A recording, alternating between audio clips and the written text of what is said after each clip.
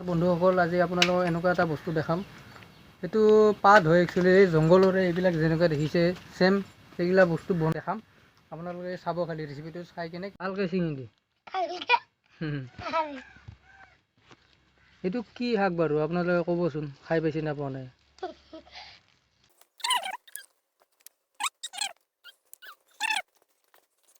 এইটো কাটি ৰেডি কৰিছে, পিঁয়াজ ঢালি এতিয়া লাৰি আছে বৰ্তমান।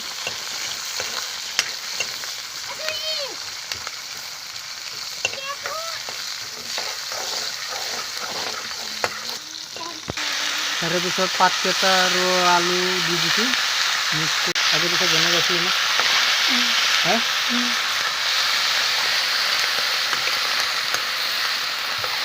গোটেই এতিয়া ৰেডি হৈছে। তই হা খাবি না?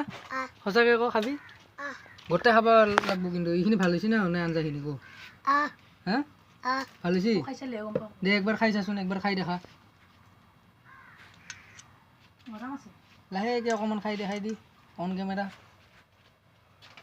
কেনে লাগছে কবি দেই?